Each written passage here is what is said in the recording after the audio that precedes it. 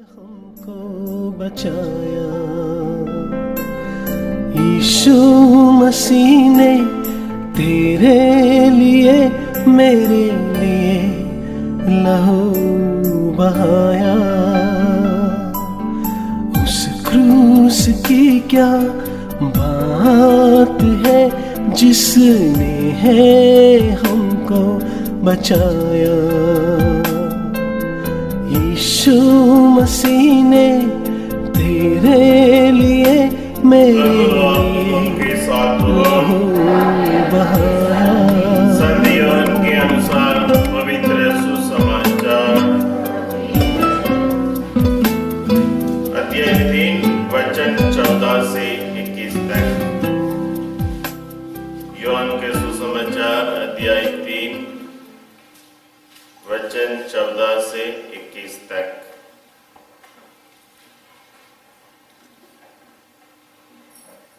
यीशु ने निकोदेमुस से कहा, जिस तरह मूसा ने मरुभूमि में शाम को ऊपर उठाया था, उसी तरह मानव पुत्र को ऊपर उठाया जाना है, जिससे जो कोई उसमें विश्वास करे वह अनंत जीवन प्राप्त करे।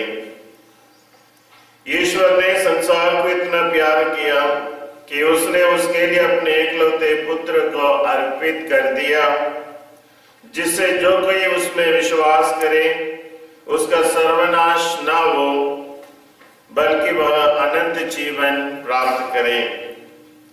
ईश्वर ने अपने पुत्र को संसार में इसलिए नहीं भेजा है कि वह संसार को दोषी ठहराए, उसने उसे इसलिए भेजा है कि संसार उसके द्वारा मुक्ति प्राप्त करे। जो पुत्र में विश्वास करता है वह दोषी नहीं ठहराया जाता है, जो विश्वास नहीं करता वह दोषी ठहराया जा चुका है, क्योंकि वह ईश्वर के इकलौते पुत्र के नाम में विश्वास नहीं करता।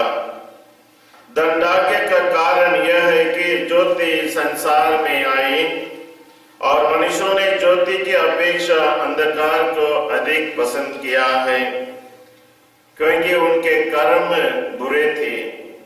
जो बुराई करता है वह ज्योति से भय रखता है और ज्योति के पास इसलिए नहीं आता कि कहीं उसके कार्य प्रकट ना हो जाए। किंतु जो सत्य पर चलता है वह ज्योति के पास आता है, जिससे यह प्रकट हो जाए कि उसके कर्म ईश्वर की प्रेरणा से हुए हैं। प्रभु का पवित्र सुसमाचार है।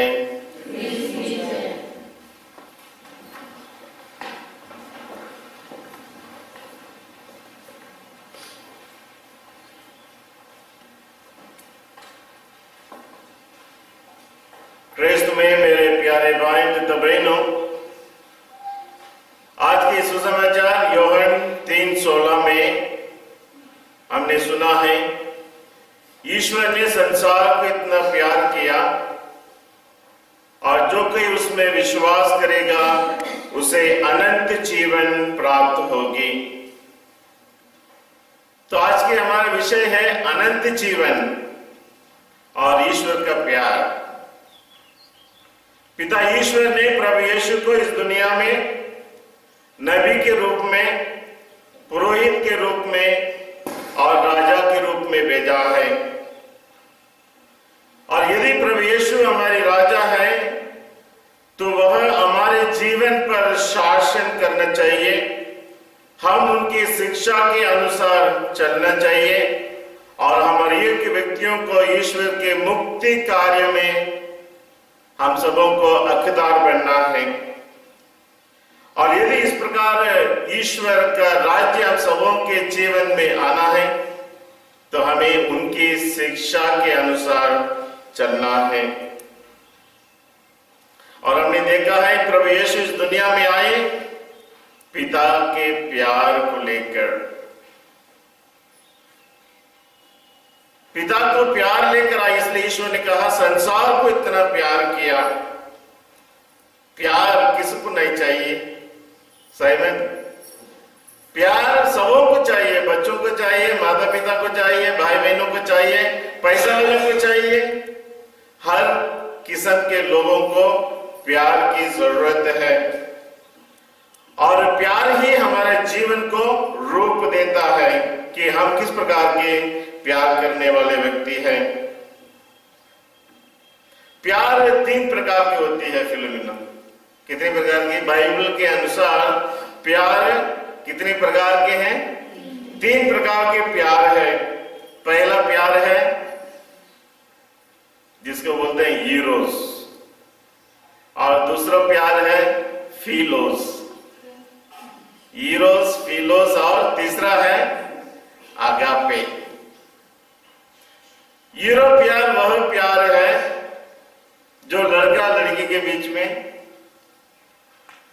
पति पत्नी के बीच में, वह प्यार स्वार्थ के प्यार है, वह प्यार पॉसेसिव है। मैं जिसको प्यार करता हूं वो और किसी से बात नहीं करना, मुंह तक मोड़कर देखना नहीं, पॉसेसिव। और वह प्यार है एक बार प्राप्त करने के बाद it controls the other person, दूसरे व्यक्ति को दबाव में रखता है। मैंने देखा तुम बहुत बार फोन में बातें कर रही थी, मेरा फोन नहीं उठा रहे थे। दबाव में रखना, दूसरों को अपने कब्जे में रखना, ये प्यार है ईरोस जो पति पत्नी के बीच में। और बहुत बार यह प्यार जब बराबर स्वार्थी है, प्यार जब नहीं मिलने से परिवार टूटता है, पति पत्नी एक दूसरों से अलग हो जाते हैं।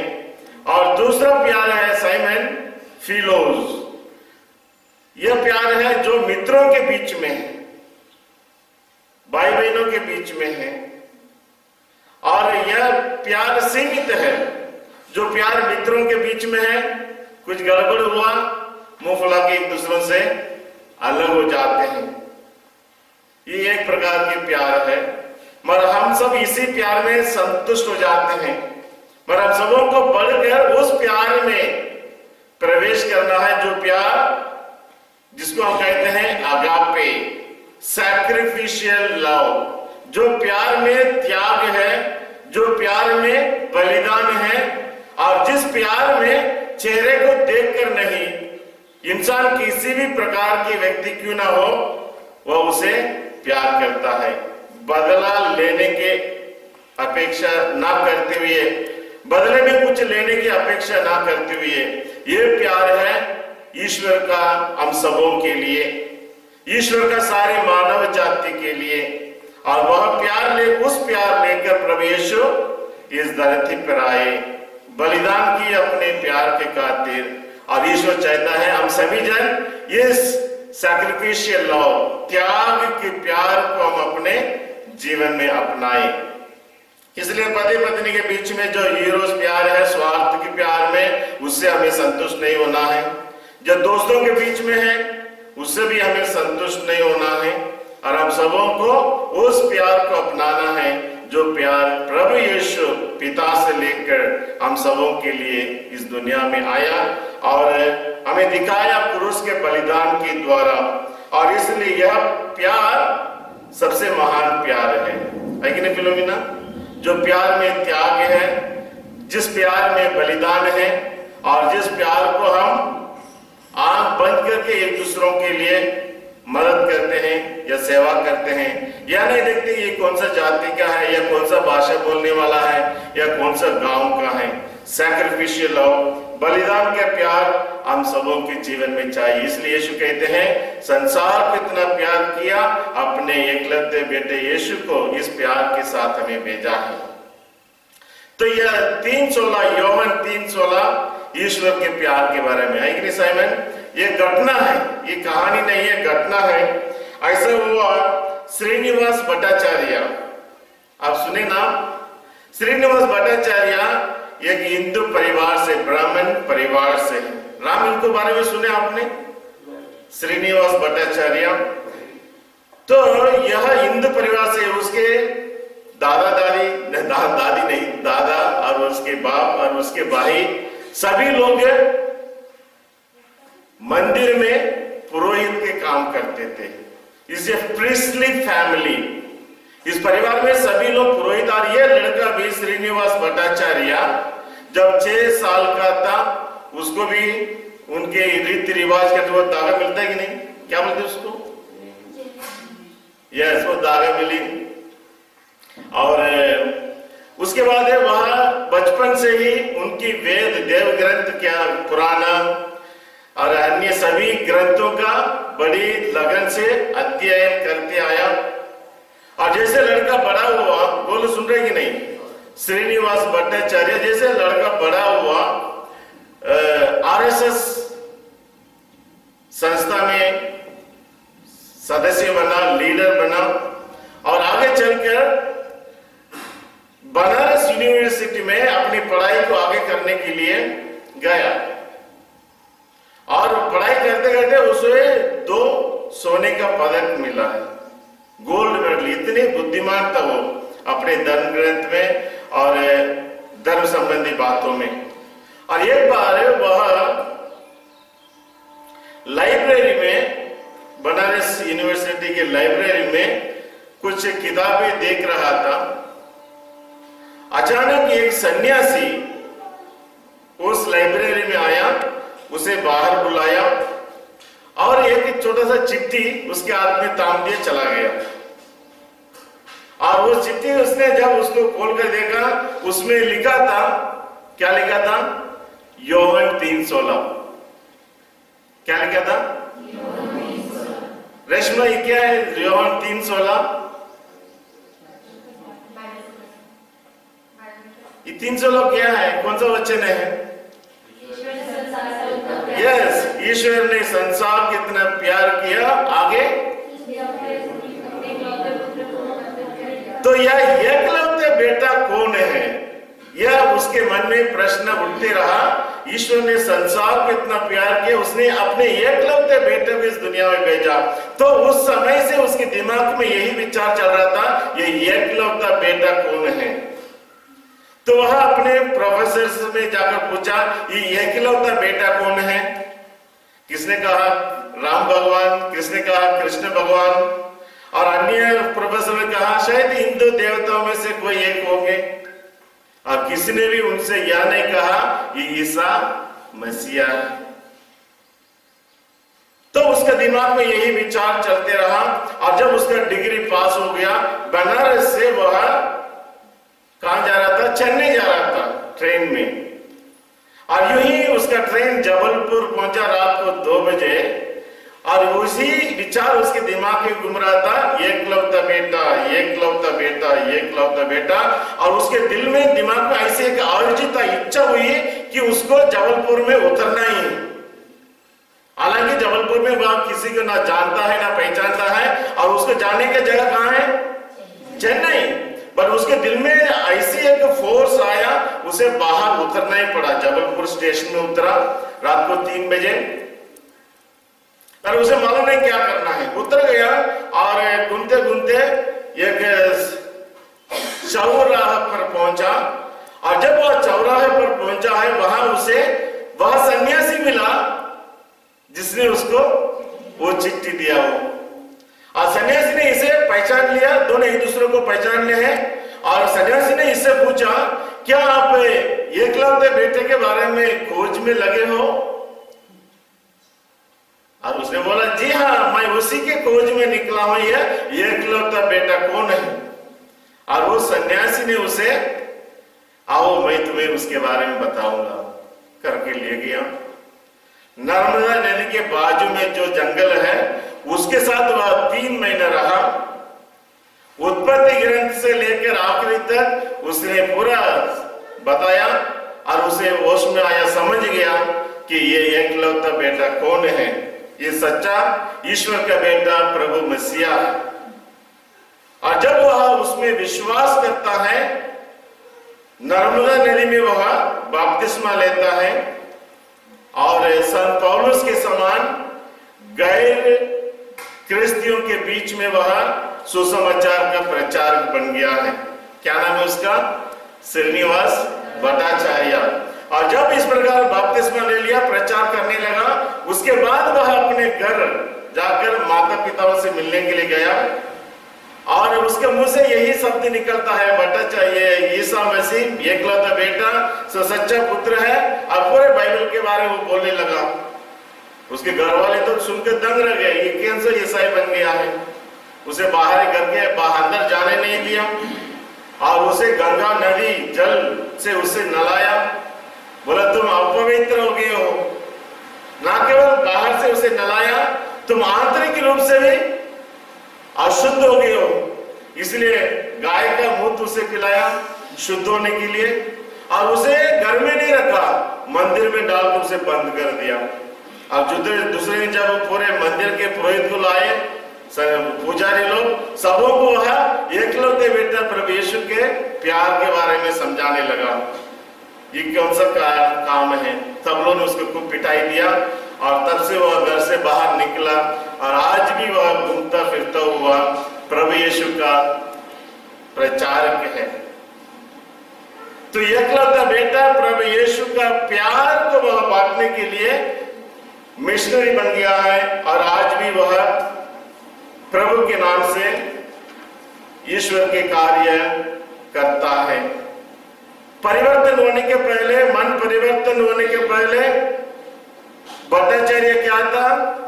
मृत्यु का माध्यम था और अंधकार में जी रहा था। परिवर्तन होने के बाद वह प्यार का संदेश वाहक बना। ईश्वर ने जो संसार को इतना प्यार किया, उस ईश्वर का प्यार को वह अनुभव करने के बाद वह प्यार का संदेश वाहक बन गया और जीवन का संदेश वाहक बन गया। इटर्नल लाइफ, जो कोई उसमें विश्वास करे उसे अनंत जीवन प्राप्त हो। तो ये अनंत जीवन क्या है? योहन पहला अध्याय 1-2 में हम पढ़ेंगे। पहला योहन 1-2 में।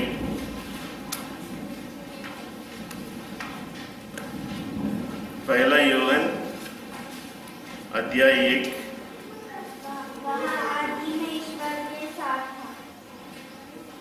पहला योहन अध्याय 1 वचन 2।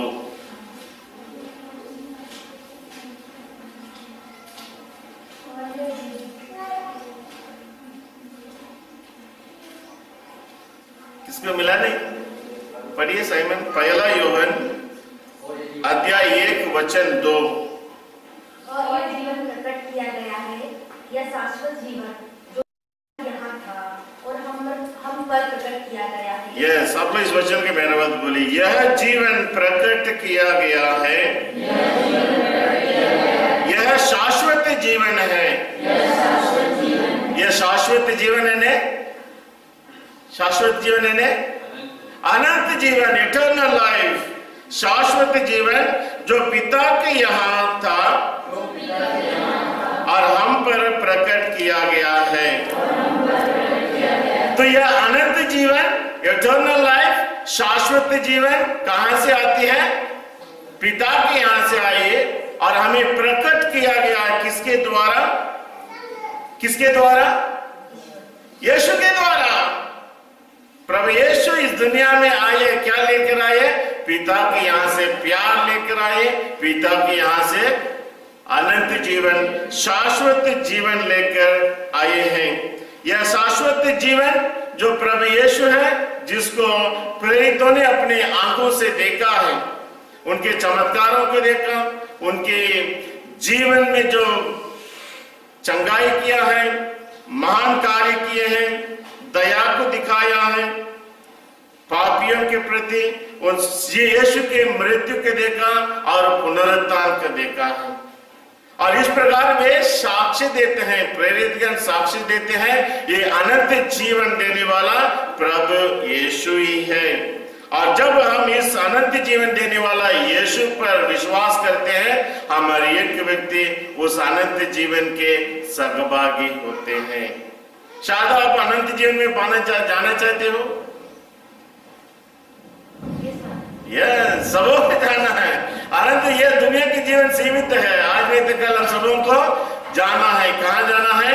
अनंत जीवन में सहभागी होना है। इसलिए हम आगे चलकर पढ़ेंगे वही ग्रंथ में अध्याय 2 1 John 2:25, 2 अध्याय में 25 वचन में हम पढ़ेंगे।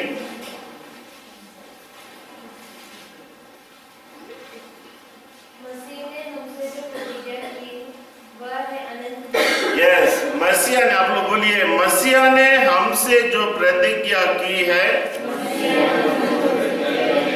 वह अनंत जीवन है।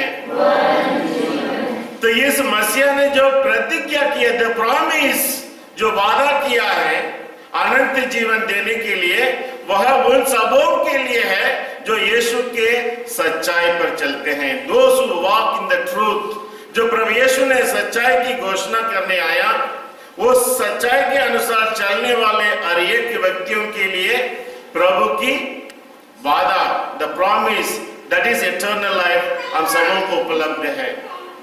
तो अनंत जीवन में प्रवेश करने के लिए हम सबों की क्या जरूरत है? अच्छे सुंदर दिखने से, पढ़ो लगाने से सुंदर अनंत जीवन मिलेगा? अच्छे कलाकार है, स्वतंत्र अनंत जीवन मिलेगा? आप कितना भी बुद्धिमान क्यों ना हो, कितना भी सुंदर क्यों ना हो, कितना भी कलाकार क्यों ना हो, अनंत जीवन प्राप्त करने के लिए साइमन हमें क्या करना चाहिए?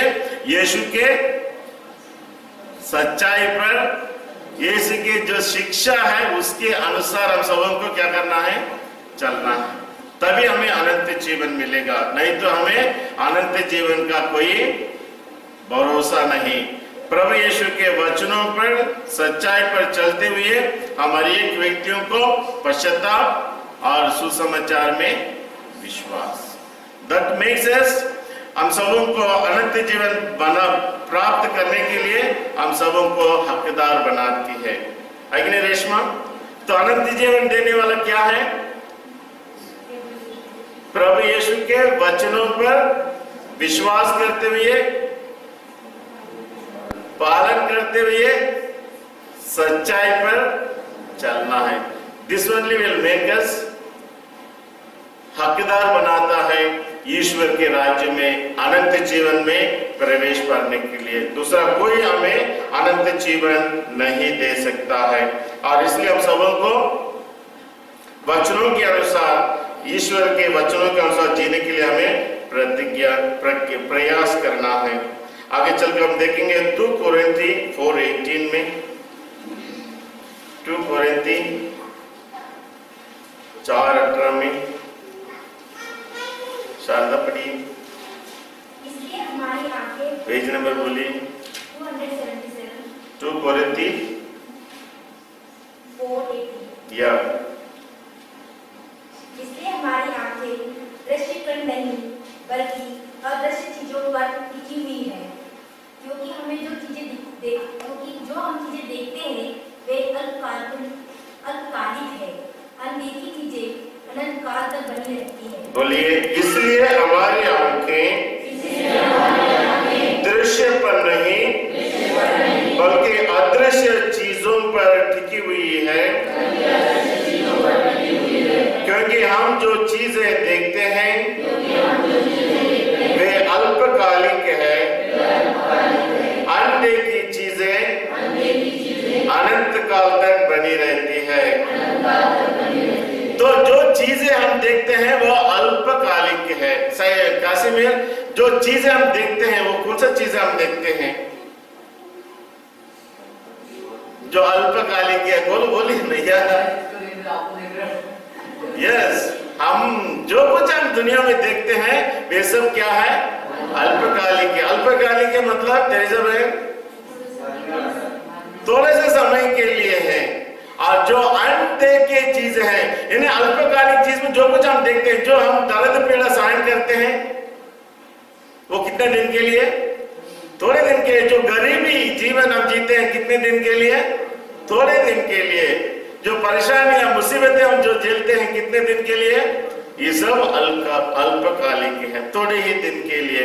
और जो चीजें अपने आंखें नहीं देखते हैं वो सब अनंत है। जो अपनी आंखें क्या नहीं देखती है? ऐसा कौन सा चीज है जो हमारी आंखें नहीं देखते हैं? फिलोमिना, जो अपनी आंखें नहीं देखते वो कौन सा चीज है? एग्जैक्टली, जो सब बोले, डरते क्यों? स्वर्ग को हम नहीं देखते हैं मगर हम विश्वास करते हैं। और क्या देखते हैं? लूकस जो इसको हम हमारे आंखें नहीं देखते हैं वो अनंत काल तक बनी रहती है। आप कौन सा लूकस बताओ एक चीज? एग्जैक्टली क्या बोले? स्वर्गदूत के हम नहीं देखते हैं। उसके लिए ताली में जाइए, बहुत सुंदर जवाब दिया। और क्या नहीं देखते हैं हम? और क्या नहीं देखते हैं हम जो हमेशा बने रहेगा? शारदा क्या बोले?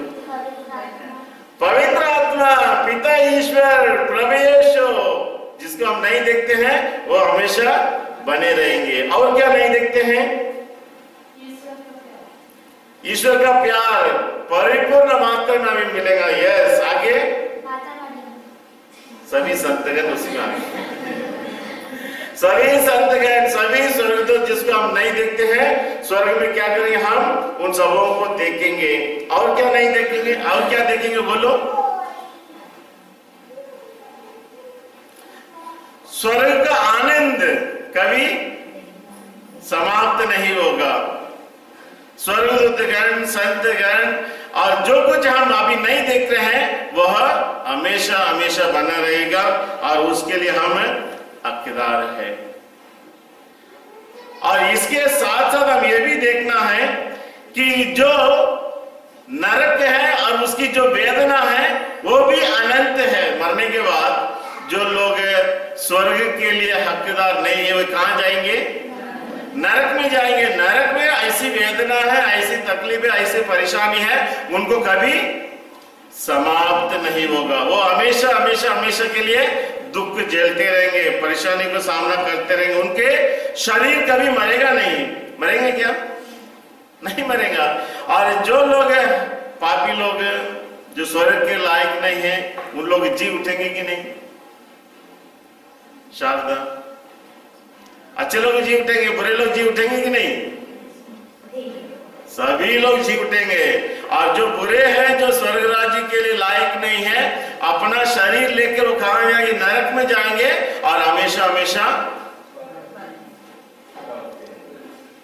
दुख झेलते रहेंगे, क्योंकि उसके लिए स्वर्ग में वो अनंत है। स्वर्ग भी अनंत, जैसे स्वर्ग अनंत है वैसा नरक भी अनंत है। जो नरक में होने वाली दुख है, संकट है, परेशानी वो अनंत है, बनी रहेगा। और हम जो स्वर्ग में हैं आनंद ही आनंद, खुशी खुशी है कि नहीं? तो आलमीन आप स्वर्ग जाएंगे, क्या गारंटी है? कुछ नहीं। What is the goal? आप स्वर्ग जाएंगे क्या नरक जाएंगे? स्वर्ग जाएंगे बोलेंगे। तो what is the guarantee? Simon, क्या गारंटी आप स्वर्ग जाएंगे? विश्वास करते हैं और उसके वचनों पर चलते हैं। और promise, the promise of Jesus, जो लोग अनंत जीवन पर विश्वास करेंगे, वचनों पर चलेंगे, सत्य के मार्ग पर चलेंगे, उसकी प्रॉमिस जो यीशु की वादा है उस पर हम भरोसा रखते हैं, क्योंकि यीशु कभी झूठ नहीं बोल सकता है। इसलिए यीशु की वादा जिस पर हम विश्वास करते हैं वह हमें अनंत जीवन प्रदान करेगी। रोमी 5:21 में हम पढ़ेंगे। रोमी 5:21। मृत्यु के माध्यम से राज्य चलता रहा, किंतु हमारे प्रभु ईसा मसीह द्वारा अनुग्रह धार्मिकता के माध्यम से अपना राज्य स्थापित करेगा और हमें अनंत जीवन तक ले जाएगा। पेज नंबर तो नहीं बोले हो? 230 5:21। इस प्रकार बोलिए। पाप मृत्यु के माध्यम से राज्य करता रहा, किंतु हमारे प्रभु ईसा मसीह द्वारा अनुग्रह धार्मिकता के माध्यम से हम अपना राज्य स्थापित करेगा और हमें अनंत जीवन तक ले जाएगा। तो हमें अपना राज्य स्थापित करेगा और हमें अनंत जीवन तक ले जाएगा। कौन हमें अनंत जीवन तक ले जाएगा? पिता ईश्वर प्रभु यीशु ख्रिस्त के माध्यम से। अनंत जीवन देना ही हमारे पिता ईश्वर की योजना है और इसलिए हमारे एक व्यक्तियों को सहभागी बनाना चाहता है उस अनंत जीवन में। और यदि हम सबों को उस अनंत जीवन में सहभागी होना है तो हम यीशु के रास्ते को अपनाना चाहिए। आगे चलकर हम देखेंगे प्रेरित चरित्र अध्याय 13:46 में। प्रेरित चरित्र 1346 1346 नंबर 205। रेशमा पढ़िए। पौलुस और बरनबास ने निडर होकर कहा, यह आवश्यक था कि पहले आप लोगों को ईश्वर का वचन सुनाया जाए, परंतु आप लोग इसे अस्वीकार करते हैं और अपने को अनंत जीवन के योग्य नहीं समझते। आप लोग बोलिए, पौलुस और बरनबास ने निडर होकर कहा, यह आवश्यकता कि पहले आप लोगों को ईश्वर का वचन सुनाया जाए, परंतु आप लोग इसे अस्वीकार करते हैं और अपने को अनंत जीवन के योग्य नहीं समझते हैं। तो पौलुस और बरनबास प्रेरित हैं ईश्वर के वचनों को वह प्रचार करते हैं, और यहूदी लोग ईश्वर के वचनों को सुनने के लिए तैयार नहीं है। जैसा कि प्रभु यीशु लूकास के सुसमाचार में कहते हैं, यीशु के नाम पर यरूशलेम से लेकर सारी दुनिया में वचन की सुनाना है, यरूशलेम से लेकर। और इसलिए पौलुस और बरनबास यरूशलेम से लेकर प्रचार करने लगे, मगर यहूदी लोगों ने उसे स्वीकार करने के लिए तैयार नहीं है। और इस प्रकार जो कोई ईश्वर के वचनों को स्वीकार करने के लिए तैयार नहीं है, व्हाट दे आर सेइंग, अनंत जीवन के लिए अपने आप को योग्य नहीं समझते हैं। और इसलिए पौलुस और बरनबास जो लोग ईश्वर के वचनों को सुनने के लिए तैयार नहीं है, उन्हें छोड़कर अन्य देशों में अन्य लोगों के पास जाते हैं। और इसलिए ईश्वर का वचन सबों के लिए, अनंत जीवन सबों के लिए, मगर जो ईश्वर के वचनों को सुनकर उसके अनुसार चलने के लिए प्रयास करेंगे और पश्चाताप करेंगे और प्रभु के वचनों में विश्वास करेंगे, उन सबों के लिए अनंत जीवन तैयार है। क्योंकि जो कुछ हम इस दुनिया में देखते हैं वो सब क्या है, अल्पकालिक है। आज नहीं तो कल हम सबों को जाना ही है कि नहीं शायद। और इसलिए हम सबों को अनंत जीवन के लिए अपने आप को तैयारी करना है। और यदि यहूदी लोग जैसा हम भी ईश्वर के वचनों को अनसुना करेंगे, अनदेखा करेंगे, फिर हम अपने आप को ईश्वर के राज्य से, अनंत जीवन से बाहर रखते हैं, है कि नहीं। और इसलिए हम सबों को प्रभु के वचनों को सुनने के लिए, वचनों के अनुसार चलने के लिए लगातार हमें प्रयास करना है। इसलिए हमें जो अपनी आंखें देखते हैं, यदि हम उसके लिए इतना महत्व देते हैं, अनंत जीवन के वचनों को भी हम त्यागने के लिए तैयार हो जाते हैं इन अल्पकालीन चीजों के पीछे। और इसलिए जो व्यक्ति इस प्रकार है, अल्पकालिक चीजों के ऊपर मन लगाकर पीछे भागता है और अनदेखे चीजें, ईश्वर संबंधी बातों में वह रुचि नहीं दिखाता है, उसे बाइबल कहता है, क्या कहता है, मूर्ख लोग हैं। कौन लोग हैं, मूर्ख लोग हैं। आप लोग सब मूर्ख लोग हैं, बुद्धिमान हैं। जी, हम सब बुद्धिमान इसलिए क्योंकि हम अपने अल्पकालिक चीजों को, दुनिया को छोड़कर प्रभु के साथ रहने के लिए आए हैं। आज हम दिन भर प्रभु के वचनों सुनेंगे, ये हमारे लिए सौभाग्य है, क्योंकि हमें सबों को अनंत जीवन में प्रवेश पाना है। तो आइए वही आशा के साथ हम ईश्वर से प्रार्थना करेंगे। हे दयालु पिता ईश्वर, आपने प्रभु यीशु को इस दुनिया में भेजा है। वह आपके अनंत काल, अनंत जीवन के बारे में, आपके प्यार के बारे में संदेश देने के लिए इस दुनिया में आए। और हमारे एक व्यक्ति जो उनके वचनों को सुनकर उनके सत्य पर चलने के लिए प्रयास करते हैं, हमारे एक व्यक्तियों को आपकी आत्मा की सामर्थ्य दीजिए प्रभु, जिससे हम निरंतर अल्पकालिक चीजों को पीछे नहीं, मगर अनंत जीवन, अंधे की चीजों के पीछे लगे रहने के लिए और उस अनंत जीवन के हकदार बनने के लिए शक्ति